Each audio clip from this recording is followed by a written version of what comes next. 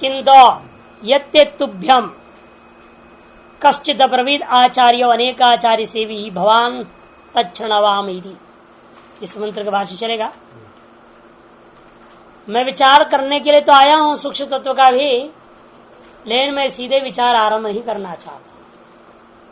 किंतु यत् जो ते मने तुभ्यम कश्चित कोई भी आचार्य अब्रवीत आचार्य, ऐसे कैसे कह रहे हैं आप? कहते तुम मैं जानता हूं तुम अनेक आचार्य से भी हो, अनेक आचार्यों के पास दौड़ धूप करने वाले हो, या अनेक आचार्य लोग तुम्हारे दरबार में आया करते हैं अपने मतलब से और तुम्हें ज्ञान कुछ न कुछ दे जाते हैं।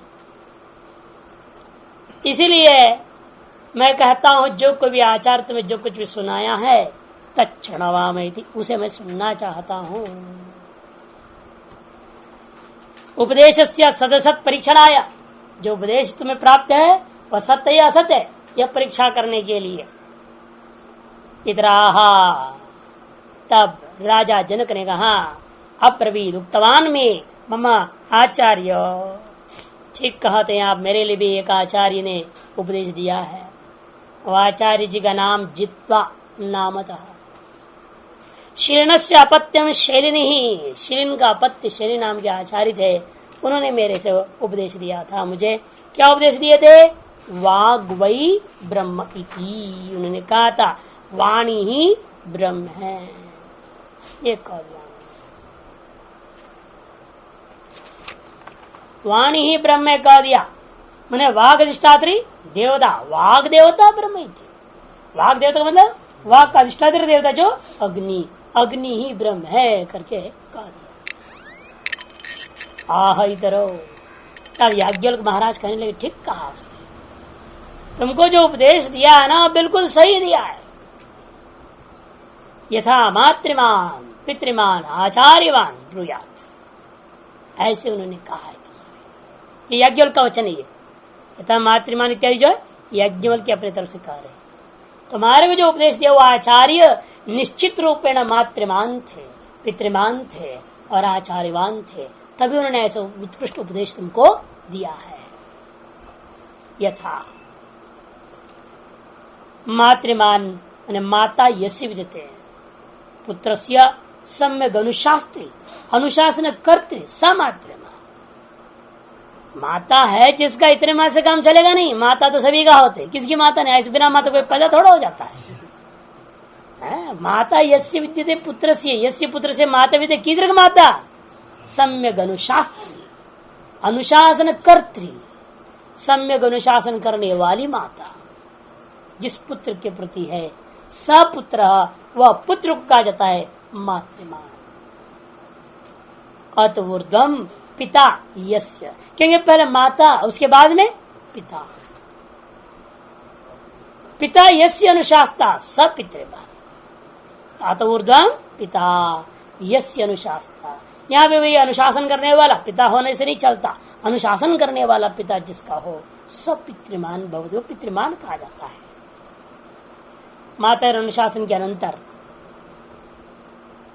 अच्छा, और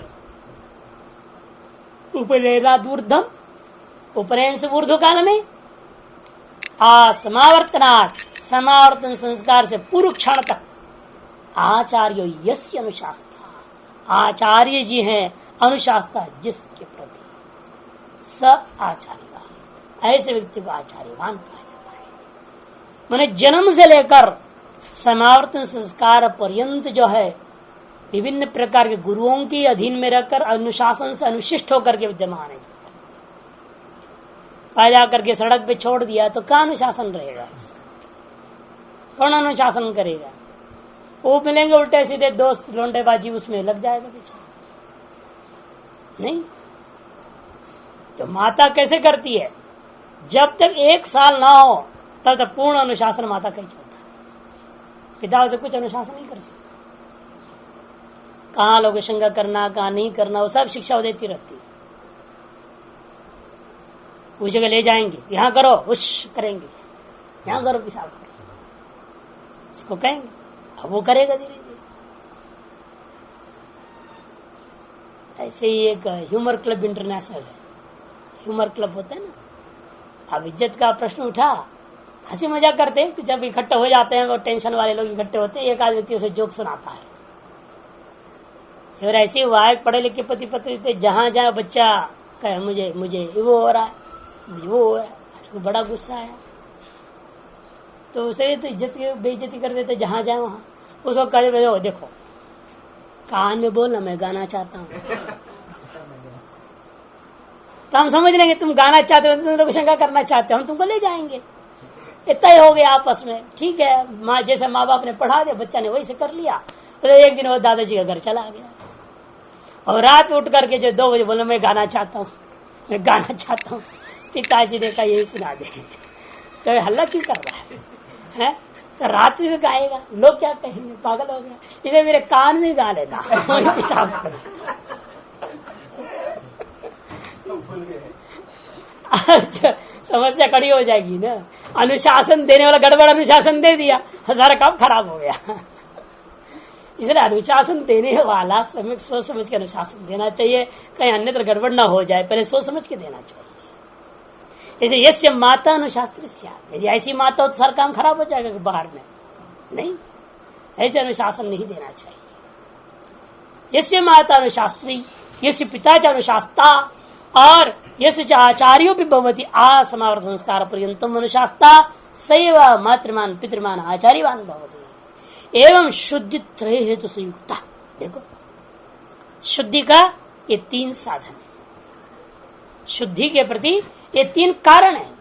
उन तीनों कारणों से जो संयुक्त पुरुष होता है वह तीनों प्रकार से विशुद्ध होता है। साक्षात आचार्य, वह निश्चित रूपेण वह भी साक्षात आचार्य ही होगा।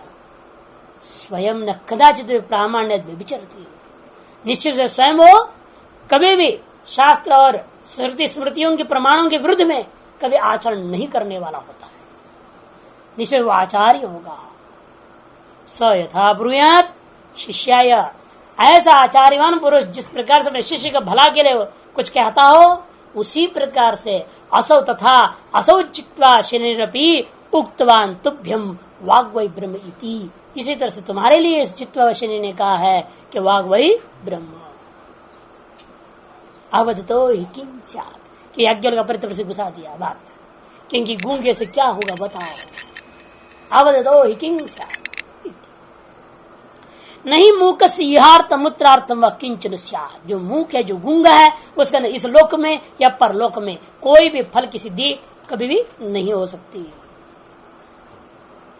किंतु याज्ञ पूछता है, अब्रवीद उक्तवांस थे तुभ्यम तस्य ब्रह्मणा आयतनम प्रतिष्ठांच, लेकिन क्या, लेकिन उस ब्रह्म का आयतन, वाग रूपी ब्रह्म का आयतन और प्रतिष्ठा का बारे में तुम्हारे लिए कहा है? आयतन मैंने आश्रय। यहां पर एक बात समझना है, जहां जहां यहां 6 पर्याय आएगा, यहां पर 6 पर्याय है यहां आपका। 6 पर्यायों में शुरू में जो कहेंगे वाग एवं ब्रह्म, वही बाद में बताएंगे। तो वाग एवं ब्रह्म इत्यादि से क्या लेना, और आयतन भी कहा, प्रतिष्ठा कहा और उपनिषद, 4 चीज कहेगा। पहले कर्णवाचक शब्द आ जाएंगे अधिकतर, फिर आयतन, फिर प्रतिष्ठा, और जिस नाम से उपासना करनी है वो उपनिषद व रहस्य। ये 4 चीज प्रत्येक पर्याय में आएगा। उसे पहला जो ले रहे हैं वो वाग आदि ले रहे हैं, वो तो बाह्य इंद्रियों को ले रहे हैं। इस लक्षित क्या हुआ, विराट आत्मा। इसलिए हम क्या लेते हैं, वाग अधिष्ठात्री अग्नि कहा था ना अभी, देवताओं को ले लेना ताकि वो विराट रूप आ जाएगा। इसलिए प्रथम जो पर्याय में प्रथम जो पाद कहा जा रहा है वो विराट आत्मा के बारे में कहा गया, और दूसरा जो कहते हैं वाग ब्रह्म इत्यादि वो सूत्रात्मा। आयतन से विराट को लेना, कि आयतन हो गया अधिष्ठान है ना, आश्रय, वो विराट हो गया देवताओं का रहने का, और देवता से सूत्रात्मा को लेना, सकल देवताओं का अभिमानी सूत्रात्मा, और प्रतिष्ठा शब्द से अंतर्यामी को लेना, प्रतिष्ठा से अंतर्यामी को लेना है। इस प्रकार से अग्नि आदि देवताओं में, अग्नि आदि देवताओं में ब्रह्म दृष्टि के द्वारा संपूर्ण जगत की ही उपास्यत्वेन उपासना करना है। सर्वम जगदेव उपास्यत्वेन प्रकरणे विवक्षितम, ये यहां विवक्षित समझना। इसलिए कहते आयतन नाम शरीरम, आ गया ना। आयतन किसको कहते हैं? शरीर को लेना। जब व्यष्टि में ये हो गया, समष्टि में विराट हो गया। प्रतिष्ठा, प्रतिष्ठा उस आश्रय का नाम है। ये त्रिशु कालेश, यह आश्रय, तीनों कालों में जो आश्रय होता है वो प्रतिष्ठा है। वो क्या है? इसलिए उसको अंतर्यामी लिया। आयतन से विराट ले लिया और प्रतिष्ठा से अंतर्यामी, क्योंकि अंतर्यामी तीनों काल में व्यभिचरित नहीं होता, शरीर व्यभिचरित हो जाता है। शरीर तो मरने वाला वस्तु है, ये व्यभिचारी है। इसलिए आयतन और प्रतिष्ठा में अंतर है। आयतन व्यभिचारी तत्व है और प्रतिष्ठा अव्यभिचारी तत्व है। इसलिए आयतन से हम लोगों ने लिया विराट को, और प्रतिष्ठा शब्द से सर्वत्र हम क्या लेंगे? अंतर्यामी को, क्योंकि अंतर्यामी अव्यभिचारी है, वो विनाशी नहीं है। इन दोनों के बारे में पूछा, तब आह इतरो न मे ब्रवीति थी। तब जनक कहता है मुझे न आयतन के बारे में बताया है न प्रतिष्ठा के बारे में। इतराह यदि एवं, यदि ऐसा है, एक पाद्वाए तद एक पादो यस्ति एक पाद किस कस्य ब्रह्मण तइदम एक पाद ब्रह्म त्रिविपादे शून्यम उपास्यमानमपि न फलाय भवति इत्यर्थः। एक पाद्वाए तद अर्थात एक पादो यस्य ब्रह्मण, जिस ब्रह्म का एक ही पाद हो, वैसे एक पाद ब्रह्म का ही तुम्हारे लिए यह उपदेश दिया है। तीन पाद से शून्य है। ऐसे ब्रह्म की उपासना करने पर भी आपको कोई फल नहीं मिलेगा, न फल आएगा। तब तुरंत जनक दे दिए, एवं सत्वम विद्वान सन न अस्मभ्यम प्रति ब्रूहि हे याज्ञवल्क्य। यदि ऐसा है फिर तो आप तो विद्वान है, कृपालु भी हैं, इसीलिए हवन अनुग्रह करके ही आए हुए हैं, आप अनुग्रह स्वभाव वाले हैं। इसलिए सन नाम ने अस्मभ्यम, केवल मेरे लिए नहीं, यहाँ सभा मंडप जितने भी सभी की पर कृपा करता हुआ हम लोग शेष तीन पादों के बारे में भी ब्रूहि हे याज्ञवल्क्य थे। सचाह तब कहता है वागेव आयतनम, वाग देवस्य ब्रह्मणो वागेव कर्णम आयतनम शरीरम आकाशो अव्याकृता क्या प्रतिष्ठा आश्रय उत्पत्ति स्थिति लय कालेशो वागेव आयतनम। मैंने वाग देवता रूपी ब्रह्म का वाग रूपी करण आयतन है। पहले हमने क्या लिया? देवता, और अब लेंगे करण। तीन बार वाक शब्द आ रहा है ना, फिर आगे कहेंगे प्रज्ञा भी वाक ही है, ये तो कहेंगे ना, प्रज्ञा कहेंगे, प्रज्ञा ही उपनिषद है। प्रज्ञा क्या है? वाणी ही है। मैंने वागेव ब्रह्म कहेंगे, वागेव आयतनम और वागेव प्रज्ञा, इन तीनों में अंतर है। पहले वाला वाग से अधिष्ठात्र देवता अग्नि को लेना, दूसरा वाग जब आया आयतन शब्द के साथ, और वाग से कर्ण रूप आश्रय को लेना, और बाद में अंत में किसको ले जाना है? अंतर्यामी। वागेव आयतनम माने वाग देवस्य ब्रह्मण, वाग अधिष्ठात्र देव रूपा ब्रह्म का वागेव कर्णम, है ना, वाणी कौन? कर्ण रूपा वाणी ही आयतन। शरीरम कोई शरीर है, ये व्यभिचारी है। यही क्या है? व्यभिचारी भी है ना आपका, क्योंकि ये जो आयतन बनाने को बीमारी आ गई, बोलना बंद। मौत आदि काल में भी क्या है? बोलना बंद हो जाता है। कारण जो है निष्क्रिय हो जाता है। अर्थात क्या है? तीनों कालों में रहने वाला वस्तु ये नहीं, ये कारण व्यभिचारी नहीं है। और आकाश से क्या लेना? आकाशो प्रतिष्ठा कर दिया। आकाश से लेना अव्याकृताख्य मन अंतर्यामी, वही प्रतिष्ठा है, वो आश्रय, वो अव्यभिचारी आश्रय है। उत्पत्ति स्थिति लय काल है, उत्पत्ति स्थिति और लय तीनों कालों में वो आश्रय बना हुआ है, अर्थात व्यभिचारी आश्रय अंतर्यामी है। प्रज्ञा इत्येन दुभाषित, प्रज्ञा इति इस नाम से एदर्श वागुपाधिक ब्रह्म की उपासना करनी चाहिए।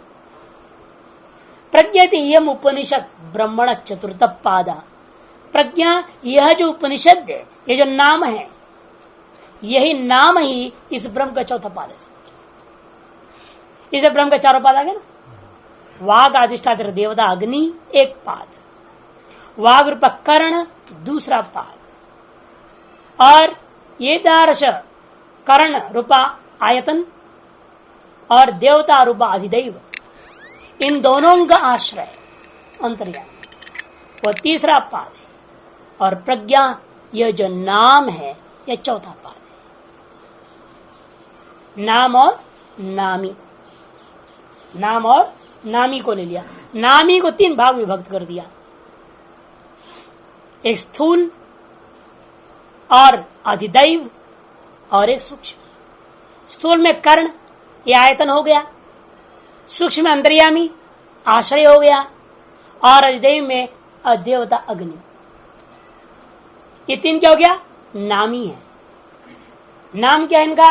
प्रज्ञा। एकदर्श उपाधिक वाला ब्रह्म, अर्थात ब्रह्म दृष्टि से इस अग्नि देवता को इन उपाधियों से विशिष्ट करके उपासना करनी चाहिए। ब्रह्म दृष्टि से अग्नि देवता की उपासना। कैसी अग्नि देवता? जिसका आयतन वाककरण है, जिसका आश्रय अंतर्यामी है, और इसका नाम प्रज्ञा है। ऐसी वाक्य अधिष्ठात्र देवता अग्नि का आप ब्रह्म दृष्टि से उपासना करें। इति कृत्वा येन ब्रह्म उपासित। इसलिए प्रज्ञा इति कृत्वा माने इस नाम को लेकर के ही, अर्थात गुणवान। ये नहीं, नाम यहाँ पर केवल संज्ञा नहीं है, नाम इसका अनवर्त संज्ञा, महासंज्ञा है, अर्थ भी घटता है। वही पूछा उसने, इसके नाम क्यों पड़ा? का नाम प्रज्ञता याज्ञवल्क्य। हे याज्ञवल्क्य, कहा प्रज्ञता? ये वाणी में या वागष्टात्र देवता में प्रज्ञात्व नाम का जो क्या गुण है, जिसकी वजह से उसका नाम प्रज्ञा बढ़ गया। किम स्वयमेव प्रज्ञा, कहने का प्रश्न का तात्पर्य क्या है? भाष्यकार कहते हैं कि स्वयमेव प्रज्ञा उधर प्रज्ञा निमित्ता। क्या है? स्वयं प्रज्ञा स्वरूप है या प्रज्ञा का निमित्त कारण है? माने अभिन्न है कि भिन्न है? प्रश्न पूछ रहे हैं। मतलब ब्रह्म से यह प्रज्ञा अभिन्न है तो ब्रह्म ही प्रज्ञा हो जाएगी, प्रज्ञा है ब्रह्म। यह ब्रह्म से भिन्न प्रज्ञा है, निमित्त नैमित्तिक भाव है। वाग रूपी ब्रह्म से अभिन्न है या भिन्न? शुद्ध ब्रह्म नहीं यहाँ पर, उपासना का प्रकरण है, शुद्ध का प्रसंग ही नहीं है यहाँ पे। वागोपाधिक ब्रह्म से भिन्न है प्रज्ञा या अभिन्न है? यदि अभिन्न है, हम क्या? यो वही वाक स वही प्रज्ञा। जो वाक है वही प्रज्ञा, जो प्रज्ञा है वही वाक है, अभिन्न हो जाएगा। अथवा नहीं, ये वाक का निमित्त प्रज्ञा है, या हमारे अंदर होती हुई प्रज्ञा का निमित्त वाक, निमित्त निमित्त भाव। कौन सी चीज बताना चाहते हैं? ये पूछा, किम स्वयमेव प्रज्ञा उत प्रज्ञा निमित्ता। यथा आयतन प्रतिष्ठे ब्रह्मणो व्यतिरिक्त तद्वत किम। पूछने का मतलब पहला पक्ष है ये इष्ट, उसको भिन्नत्व पक्षिष्ट है। कहते क्या भाई, आयतन और प्रतिष्ठा जैसे दोनों के दोनों ब्रह्म से भिन्न थे। ब्रह्म ने वागोपाधिक ब्रह्म, शुद्ध ब्रह्म नहीं समझिए। वागोपाधिक ब्रह्म कौन? अग्नि देवता। अग्नि देवता ही वाग शब्द से लिया। अग्नि देवता है उपाधि स्वरूप जिसका, ऐसा वागोपाधिक या अग्नि देवता उपाधिक जो ब्रह्म से भिन्न उसका आयतन था, करण, उससे भिन्न उसका पृष्ठ अंतर्यामी भिन्न है। तो अग्नि से यथा भिन्न करण है, अग्नि से यथा भिन्न अंतर्यामी है, तदत क्या अग्नि से भिन्न प्रज्ञता भी है? चलना, ऐसा नहीं कहना। कथंतरी, फिर किस प्रकार है वो? वागे व सम्राट होवाच, वो देवता ही प्रज्ञा, प्रज्ञा ही देवता है, वाणी ही प्रज्ञा, प्रज्ञा ही वाणी, अभेद पक्षिष्ठ है। पूर्व पक्षी वेद पक्ष से शंका किया, जवाब अवेद पक्ष। वागे व प्रज्ञा हो उवाच उक्तवान न व्यतिरिक्ता प्रज्ञा। वाणी ही प्रज्ञा है, ऐसा याज्ञवल्क्य ने जवाब में कहा। कहने का उसका तात्पर्य यही था, यथा वाक से भिन्न आयतन रूपा कर्ण था, यथा वाक से भिन्न प्रतिष्ठा रूपा आकाश अंतर्यामी में आश्रय था, तथा जो है प्रज्ञा वाक से भिन्न नहीं है। खत्म पुनर्वाग्य प्रज्ञा, वाणी प्रज्ञा है, प्रज्ञा है वाणी, कैसा आपने अभेद कर दिया। उच्चत है वाचा वे सम्राट बंधु प्रज्ञायते अस्माकं बंधुरित्युक्ते प्रज्ञायते बंधु।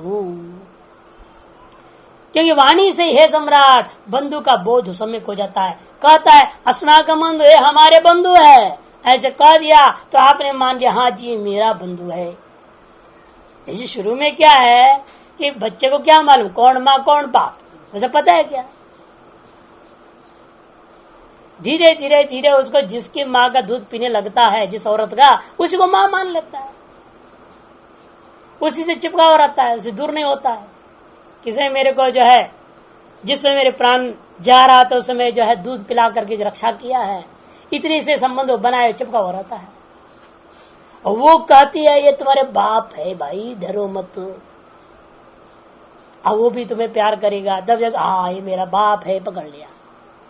कुछ दिन के बाद मामा आ गया तो फिर भागोगे, तो अरे तुम्हारा मामा है ये, अच्छा मामा है, तुम टॉफी लाते हैं, वो खिलाएंगे प्यार देंगे, तो फिर उसका पीछे भागोगे। धीरे धीरे सब संबंधियों का परिचय करा देंगे, और धीरे धीरे बड़े हो गया और ऐसा कोई अपरिचित भी आ जाए तो फिर पूछोगे मम्मी ये कौन है, ये कौन आ गया है।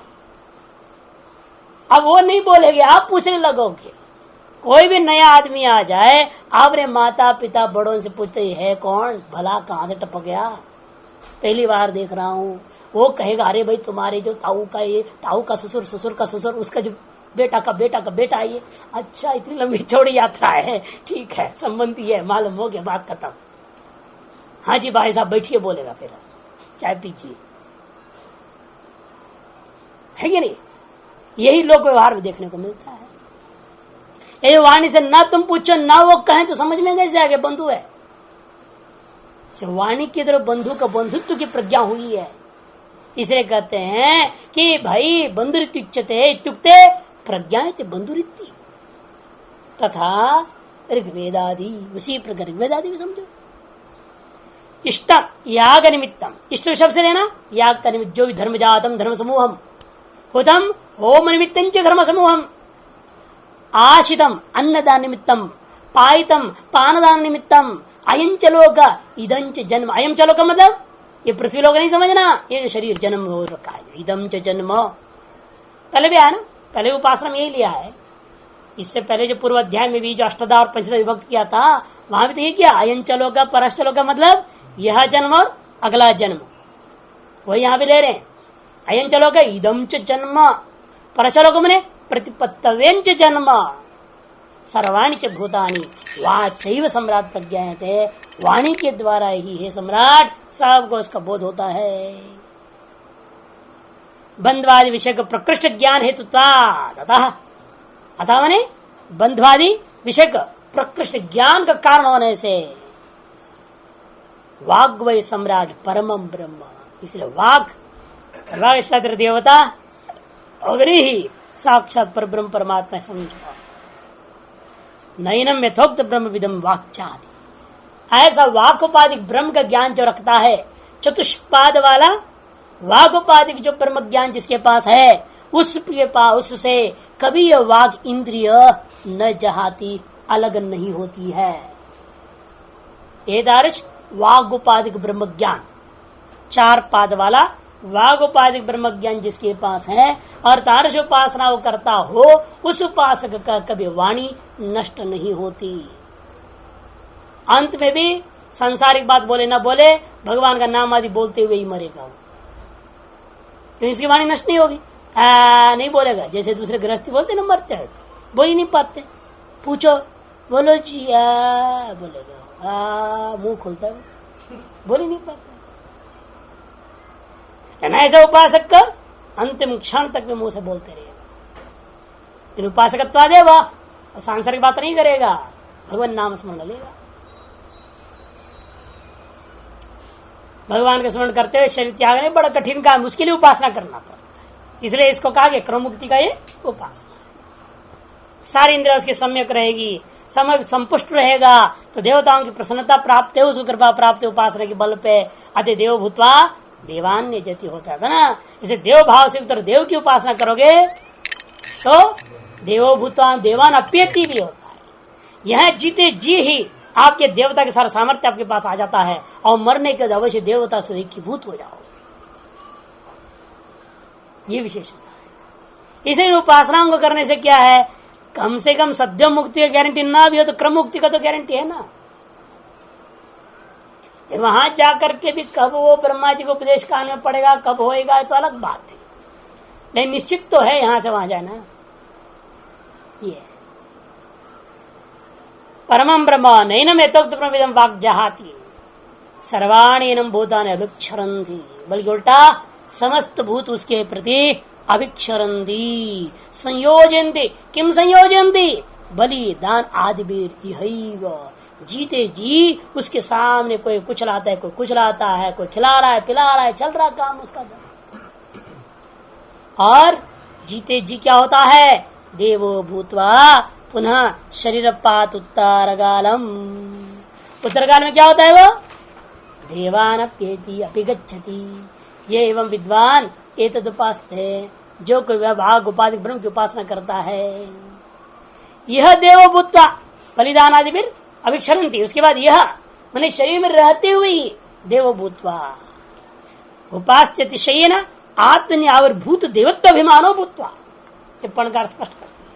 इस शरीर में जीते जी वो क्या हो जाता है, उसके अंदर देवत्व का अभिमान आ जाता है, देवत्व की योग्यता सारी आ जाती, क्षमता सामर्थ्य पर प्राप्त हो जाता है लगभग। इसलिए कहते यह देवो भूत, यह मन अस्मिन् शरीरे एव देवो भूतवा पुनः शरीर पात उत्तर कालम, पुनः शरीर के मरने के उत्तर काल में क्या होता है, वह देवताओं में एकीभूत हो जाता है, लय हो जाता है।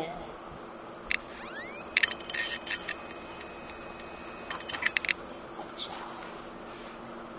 विद्या निष्क्रियार्थम, अब एतार्श विद्या जब पूर्ण विद्या प्राप्त कर लिया, जनक बड़ा खुश हो गया, सोचा दक्षिणा पानी दे करके जो इस विद्या को खरीद लिया जाए।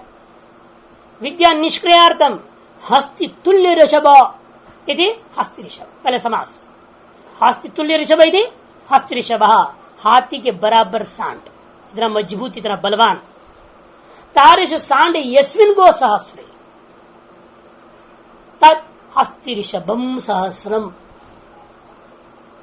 हस्ति ऋषभम सहस्रम, हाथी की तुल्य सांड 1000 दे रहा, वैसा अर्थ नहीं, हाथी तुल्य सांड एक है जिस गो 1000 के समूह में, तार समूह रूपा गो 1000 को मैं तुम्हें दूंगा, माने 1000 गौ और एक बढ़िया सांड, ये मिला के तेरे को मिलेगा। इति होवाच जनको वैदेह सहोवाच याज्ञवल्क्य, लेकिन याज्ञवल्क्य कहता है नहीं भाई हम तो लेंगे नहीं गुरु दक्षिणा। अननुशिष्य शिष्यम कृतार्थम अकृत्वा, शिष्य को जो विद्या देनी है उसको पूर्ण रूपये दे करके कृतार्थ किए बिना शिष्य धनम न हरेत मैं मम पिता अमन्यत, मेरे पिता ऐसे मानते थे, शिष्य को पूर्ण विद्या दे कृतार्थ किए बिना उसे धनादि जो है दक्षिणा को ग्रहण नहीं करना चाहिए। पिता मानते तो तुम नहीं मानते हो, कहते नहीं ममापि एवमेव अभिप्राय, मेरा भी यही अभिप्राय, इसे मैं भी कोई गुरु दक्षिणा स्वीकार नहीं करूंगा, विद्या हेतु को नहीं मानूंगा। वैसे तो जितना दो उतना ले जाएंगे, विद्या क्रयणार्थम देना चाहते हो वो नहीं हो सकता। जैसे पहले जो वर्णित होगा वो ले जाओ कह दिया, सगल प्रकार की उपासना सोपाधिक ब्रह्म का वेत्ता तो था ही वो, तो वो ले गया, वो तो ठीक है ऐसे देना है। वहां विद्या का क्रयणार्थ नहीं था, वहां पर्ण था, चैलेंज था, है कि नहीं, उसका पर्ण कहते हैं, तो वो था। लेकिन यहां ऐसा तुम नहीं कर रहे हो, विद्या का क्रयण करने के लिए देना चाहते हो, तो ये नहीं हो सकता है। यद्यपि मैं आया हूं पशु के लिए भी, लेकिन पशु लूंगा नहीं तुमसे, इस स्थिति में नहीं ले सकता। यदि कहना उभयम मेरा सम्राट का है, मैं पशु के लिए भी आया हूं, वाद के लिए भी आया, जल्प से हो गया, अब वाद न्याय से चल रहा है, ना। पूर्व अध्याय जल्पन न्याय ने निष्कर्ष दिया था और अब वाद न्याय ने निष्कर्ष दे रहा है। लेकिन वहां पर भी सगुण ब्रह्म के माध्यम से बोलने लगा और भी श्रुति निर्गुण ब्रह्म को कथन कर दी थी। 3 जगह पर श्रुति अपने तरफ से बोल दी निर्गुण ब्रह्म को। वो नहीं कहा था अपनी जबान से कि कहीं निर्गुण ब्रह्म को लक्ष्य का वाक्य प्रयोग ही नहीं किया। यहां पर भी वही हो रहा है। देखिए, यदेवते कश्चित् अब्रवीत् तच्छृण्वामैति अब्रवीन्म उदंक शोल्भायनः प्राणो वै ब्रह्म इति यथा मातृमान पितृमान आचार्यवान ब्रूयात् तथा तच्छोल्भायनो अब्रवीत् प्राणो वै ब्रह्म इति अप्राणो तो हि किं स्यादिति अब्रवीत् ते तस्य आयतनं प्रतिष्ठाम् न मे अब्रवीदिति एकपाद्वा एतत् सम्राडिति सवैनो ब्रूहीयाज्ञवल्क्य प्राण एव आयतनम् आकाश प्रतिष्ठा प्रेमित्येन दुभासीत का प्रियता याज्ञवल्क्य प्राण एव सम्राडिति होवाच प्राणस्य सम्राट कामाय अयाज्यं याजयति अप्रतिगृह्य प्रतिगृह्णाति अपि तत्र वद आशंकं भवति यो दिशम्येति प्राणस्यैव सम्राट कामाय प्राणो वै सम्राट परमं ब्रह्म नैनं प्राणो जहाति सर्वाणि एनं भूतानि विक्षरन्ति देवो भूत्वा देवानप्येति एवं विद्वान् एतदुपास्ते हस्तिऋषभगं सहस्रं ददामि देहोवाचन गो वैदेयः सह वाचि याज्ञवल्क्य पिताम्यमन्यत नानुशिष्य हरेत इति यदेवते कश्चित् अब्रवीत्, जो कोई दूसरा आचार्य तुम्हें अन्य कोई उपासना आदि के बारे में कोई ज्ञान की चर्चा किया हो, उपदेश दिया हो, तत्क्षणवा मैं उसको सुनना चाहता हूँ, देखना चाहता हूँ क्या वह उपदेश तुम्हारे लिए पूर्णतः प्राप्त है या नहीं है। अप्रवीण में उदंक शोल्भाय रहा, तब कहता है मेरे को उदंक महर्षि शुल्भ का जो पौत्र है शोल्भायन, उन्होंने मेरे को कहा था प्राणो वही ब्रह्म ही थी। तो याज्ञवल्क्य महाराज कहते हैं उसने उसी प्रकार को उपदेश दिया है जिस प्रकार कोई मातृमान पितृमान आचार्यवान जो आचार्य हुआ करते हैं, उसी प्रकार से शोल्भायन ने भी तुम्हारे लिए उपदेश दिया प्राणो वही ब्रह्म ही थी। क्योंकि प्राण के बिना होगा क्या, मुर्दे से क्या काम है, मुर्दा से कोई काम नहीं होता, निरर्थक है। बल्कि उल्टा उसका जब तक है तब तक आपका भूखा पानी भी बंद, रोटी पानी बंद, सब बंद नहीं, जब तक घर में मुर्दा पड़ा है। उल्टा और परेशानी 100 है, दुर्गंध भी आएगा, सड़ेगा, अनेक परेशानी, जल्द से जल्द उसको ले जाना पड़ेगा। इसलिए कहते हैं कि भाई बिना प्राण का होगा क्या, अब्रवीत तस्य आयतन प्रतिष्ठा। लेकिन मैं तुमसे पूछता हूँ क्या उसे तुम्हारे लिए वो आयतन प्रतिष्ठा को उपदेश दिया? तो नमे अब्रवीत, उदंक महर्षि ने मुझे वो आयतन प्रतिष्ठा आदि के बारे में कोई उपदेश नहीं दिया है। क्या कहते भाई तुम तो फिर एक पाद वाले चक्के, एक पैर वाला, 4 चक्का वाला जो होता है गाड़ी, उसमें से एक चक्के वाले गाड़ी के समान तेरा हाल है, इसे तुम्हें कभी कोई फल मिलने वाला नहीं। जैसे कार में से 3 चक्का निकाल दे, 1 चक्का पे चला, ये चलेगा गाड़ी, कैसे चलेगा, लक्ष्य तक पहुंचाएगा? कभी नहीं, धक्का भी नहीं मार पाएंगे, बिना चक्के का धक्का कैसे करेंगे, धक्का मार के भी नहीं ले जा सकते उसको क्रेन से उठा के ले जाना पड़ेगा, है या नहीं। तो कहने का तात्पर्य है कि वे अधूरा ज्ञान होने से निष्फल होगा ऐसी उपासना। सवै नौ ब्रूहि याज्ञवल्क्य, कहते हे याज्ञवल्क्य आप हमारे उपदेश करें। तो प्राण ये आयतन आकाश, पहले प्राणोपाधिक देवता लेना, वायु देवता, और यहां लेना प्राण को ही ले लेना। प्राण रूपी जो चल रहा है शरीर के अंदर, कर्ण जिसके कारण से शरीर जिंदा है, स्थूल, हमेशा आयतन से स्थूल को लेना है। पहला उपाधि जो का है वहां पर देवता को लेना, प्राणोपाधिक वायु देवता, तदुपाधिक ब्रह्म, प्राणो वही ब्रह्म मने वायु वही ब्रह्म, और यह प्राण एवं आयतनम माने ये जो स्थूल प्राण जो चल रहा है जिसके शरीर जिंदा है, इसी को लेना। और आकाश शब्द वही अर्धंतर्यामी ही प्रतिष्ठा है, इसका नाम प्रियम, क्योंकि यही प्रिय तत्व संसार है, इससे प्रिय कोई दूसरा नहीं हो सकता है, सबसे प्रिय प्राण। इसलिए कहते ना एक डॉक्टर के पास पिता बेटा के बारे में कहने लगा कि डॉक्टर साहब कुछ भी करो, आप जो कहो आप, मैं करने को तैयार हूं। 1 करोड़ 2 करोड़ 10 करोड़ खर्चा, जो कहो हम करेंगे। किस तरह से आप मेरे बेटे को जिंदा बचाओ। तो डॉक्टर कहता है 1 करोड़ों का मामला नहीं है, ये तो जा चुका है, खत्म। तो हम जिंदा चाहते हो उसको, तो हम तुमको मार देंगे, तुम्हारे प्राण इसमें डाल देंगे, मान लोगे? अरे नहीं नहीं, हम क्या को मरेंगे इसके चक्कर में, चलो चलो उठाओ इसको, जल्दी जला दो, खत्म कर दो। मर ही गया तो क्या करना, चल। मैंने अपने प्राण से प्यारा पुत्र नहीं है, अपने प्राण सबसे प्रिय। इसलिए कहते हैं भाई कहा प्रियता याज्ञवल्क्य, एक प्रिय नाम से प्राण देवता की उपासना करनी चाहिए, वायु की उपासना करनी चाहिए। अब गर्मी में देखिए जब वायु चले नहीं तो क्या हाहाकार मच जाता है, अच्छा प्राणी जा रहा है, परेशान लोग। अनेक साधन बना लिए है किस तरह से हवा चले, अपने मुख के सामने यूं करेंगे, छोटा सा पंखा मुख के सामने करना, तो क्या करे, श्वास ठीक से नहीं आ रहा है तो क्या करेगा, मुख के सामने। अरे मुख के अंदर नहीं कर सकता, लेकिन बाहर ही करना, बाहर ही करेगा, बाहर से अंदर जाएगा वो, लेकिन हवा के बिना चलेगी नहीं गाड़ी।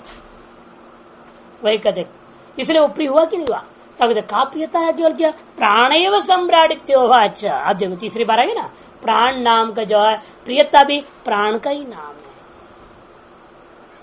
प्राणस्य वही सम्राट कामाय आयाच्यम भी आजे, प्राणस्य वही कामाय है सम्राट। अरे राजा, प्राण की रक्षा करने के लिए पंडित लोग अनधिकारी को भी हवन करा देते, उसको अपना नाम पता नहीं, गोत्र पता नहीं, कुछ पता नहीं, उसको बिठा कर हवन करा दिया। क्यों? अपने प्राण की रक्षा चाहिए ना, माल्टाल कहां से मिलेगा दक्षिणा? कोई अधिकारी पुरुष यज्ञ नहीं करा रहा है तो उसको दक्षिणा बड़ी मिलेगी, मिल नहीं रहा है तो खाएगा पीएगा कैसे, जीगा कैसे वो? इसलिए वो मजबूरी में अनधिकारी का भी यज्ञ हवन आदि करा देता है। शूद्रों से भी करा दिया, मुसलमान ईसाई सबसे करा दिया, किसी भी करा दो, बस कर दो ताकि कुछ मिल जाए। हमें क्या देखना है कि वो कौन सी जात का, पात का, कौन सा गोत्र बोत्र, क्या देखना है? और उसमें विश्व हिंदू परिषद का पंडित लोग जो होते हैं उनको तो कहना ही क्या, खासकर आरएसएस के पंडित, विश्व हिंदू परिषद का पंडित, ये सब पंडित जो होते स्पेशल पंडित है, ये अलग पंडित मानना पड़ेगा, इनको एक अलग कोटि में रखनी पड़ेगी, अस्पृश्य पंडित कोटि में रखना पड़ेगा। शूद्र पंडित है वो कुछ नहीं देखते, उन्हें खुद को पता नहीं, गोत्र बना दिया ना, डुप्लीकेट ब्राह्मण है ना वो। अब क्या करें, उनके कोई ब्राह्मण नहीं मिल रहा है तो विश्व प्रसिद्ध देगा, क्या करे? अब यहाँ है आदिवासी लोग है, उनके यहाँ चार कोई करने वाला है नहीं, उसी आदिवासी से को पकड़ा पढ़ा लिखा को, अरे तू ही ब्राह्मण है यहाँ से, चल तू पहना के चलो, छोटी रख दे और बोल दे, जो आता है सब बोल दे, और जो आया वो बोल दिया उसने। एक बार बिलासपुर एक जगह रांची के क्षेत्र में आदिवासी के इलाका, नहीं वो नहीं, ये रांची के पास, वो आजकल तो उसके बॉर्डर में पड़ गया, इसमें झारखंड में चला गया आजकल, ये बिलासपुर वो नहीं, गांव है छोटा सा। तो वहां से आगे आदिवासी लोग थे, वहां पर हम लोग गए कुछ सेवा पानी आश्रम की ओर से, तो पंडित हवन करा रहा है। पंडित हवन क्या करा रहा है, उसे कोई मंत्र पता नहीं। इतनी हंसी आई हमको सुन करके, I am going to school स्वाहा, वो अंग्रेजी थोड़ा पढ़ा लिखा था, अब क्या कुछ आ नहीं रहा है तो क्या है, अंग्रेजी बोल रहा है।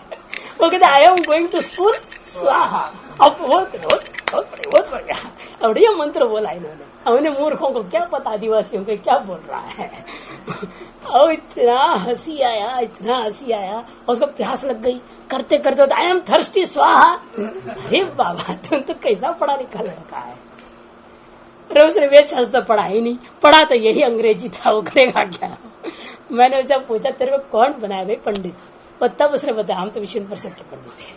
मैंने कहा ये लेबल अच्छा है तुम्हारा, ये नहीं कहना हम अमुक कुल के अमुक गोत्र के अमुक, विश्व हिंदू परिषद गोत्र का है वो एक नया गोत्र आ गया विश्व हिंदू परिषद, वीएचपी गोत्र के तुम हो तो ठीक है, कोई बात, तब तो निर्दोष हो। तो ऐसे ऐसे भी कर्म कांड होता है, क्या करे, जीविका चलाना है उसे, वो नहीं कराएगा तो वो हिंदू अपने आप को मानेंगे सब ईसाई हो रहे हैं, उनको रोकने का नाटक रचा गया। अब उसको छोड़ चुके हैं, अब वो आदमी करेगा क्या वहां उन आदिवासियों के बीच में, कुछ तो कराएगा तब तो देंगे वो, तो उसका खाना पीना चलेगा। और कराएगा क्या? स्वाहा जानता है, बोलना पड़ता है। अब बस अग्नि जला दिए, गो जो अंग्रेजी का डायलॉग मार रहा, स्वाहा कर रहा है। कमाल। मैंने कहा अच्छा भूल सके हिंदी का गाना नहीं गाना, ये सब हिंदी भी जानते हैं, थोड़े थोड़े गाना भी सुने हुए हैं। कहते नहीं महाराज हम बहुत सतर्क के इस मामले। हाँ ठीक है, ऐसे भी पंडित होंगे हिंदी के गाना गा ले और स्वाहा कर दे तो फिर मुश्किल पड़ेगा। अंग्रेजी का डायलॉग बोलो, स्वाहा करो, आदिवासियों के यहाँ चलेगा, है ना पंडित जी? कराते तो है कर्म कांड, बड़ा मुश्किल। इसलिए अयाज जी की भी याग क्यों करा रहे?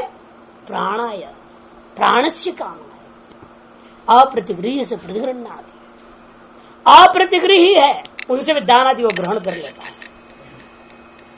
म्लेच्छ लोगों से भी दान स्वीकार कर लेना पड़ता है। क्यों? प्राण की रक्षा। तत्र वधाशंकम भवति याम दिशा में थी, और जिस किसी दिशा में जाता है अकेले जाने के लिए बहुत डरता है। क्यों डर रहा? कहते वधाशंकम भवति, उसको डरे मेरे को मार डालेंगे, मेरा प्राण उड़ जाएगा, मैं मर जाऊंगा। प्राणस्यैव सम्राट कामाय, प्राण के ही रक्षा करने हेतु कामना से ऐसे करता है। इसलिए प्राणो वही सम्राट परम ब्रह्म, इसलिए समझो प्राण ही सम्राट परम ब्रह्म है। नैनम प्राणो जहाथी, एदार्श बासिक को अकाल में कोई प्राण त्याग कर नहीं जाता, अर्थात उसको अकाल मृत्यु कभी नहीं होगा। सर्वाणि भूतानि येनम अविक्षरन्ति, समस्त भूत एदार्श उपासक के प्रति बलि भेंट पूजा प्रदान किया करेंगे। और जीते जी देव भाव को प्राप्त करता हुआ मरणोत्तर काल में देव भाव में लीन हो जाता है। देवान अप्यति ये एवं विद्वान एतदुपास्य, जो को विद्वान इस प्राणोपाधि ब्रह्म की उपासना करता है। फिर वो कहता है हस्ति ऋषभम सहस्रम ददामि, एक हस्ति तुल्य हाथी तुल्य सांड से युक्त 1000 गौतम में दान में दूंगा, ऐसे जनक वैदेह ने कहा। सहवाचित व्याज्ञवल कहता है पिता में अमन्यत नान शिष्य, बिना शिष्य के पूर्ण विद्या दिए ही जो है दक्षिणा नहीं लेनी चाहिए, ऐसा उसने कहा दिया।